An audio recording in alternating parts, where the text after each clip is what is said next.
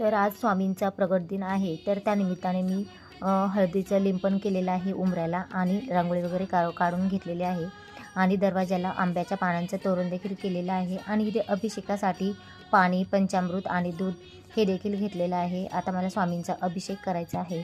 तर सर्वात पहिलं मी दुधाने स्वामींना अभिषेक करून घेणार आहे.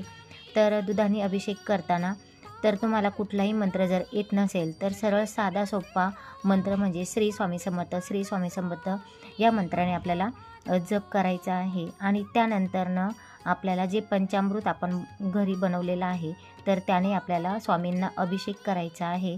आणि ते अभिषेक करताना देखील आपल्याला स्वामी समर्थ, श्री स्वामी समर्थ ह्याच मंत्राचा जाप करायचा आहे.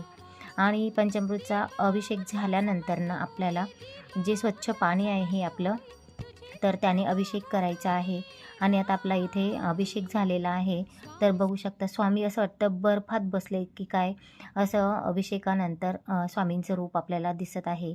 आणि आता अभिषेक झाल्यानंतरनं स्वामींना मस्त स्वच्छ पुसून घ्यायचा आहे. स्वच्छ कपड्याने, तो कपडा वेगळाच ठेवायचा, देवाचा कपडा जो आहे तो वेगळाच ठेवायचा आणि त्याने स्वच्छ असं पुसून घ्यायचं आहे. आणि नंतरनं अष्टगंध आणि हिना, अत्तर हे एकत्र करून आपल्याला स्वामींना अष्टगंध लावून घ्यायचा आहे.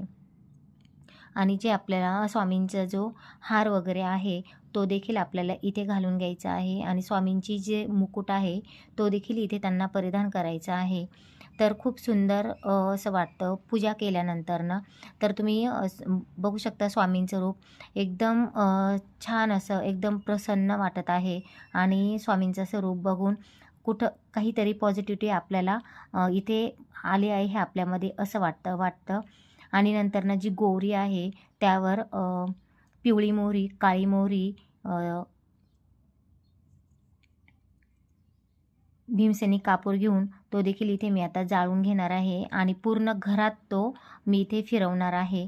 आणि स्वामींची ही सेवा करताना मी आज गुरुचरित्रामधला 2रा अध्याय, 14वा अध्याय आणि 18वा अध्याय देखील इथं त्याचं पठण केलेलं आहे. आणि त्यानंतरनं जे आपलं नित्यसेवेचं पुस्तक जे आहे त्यातले अवतरणिका देखील इथे मी वाचलेली आहे. तर अशा प्रकारे माझी स्वामींची सेवा इथे झालेली आहे. तर तुम्ही देखील अशाच प्रकारची सेवा आज केलेली आहे की ते मला नक्कीच कमेंट करून कळवा.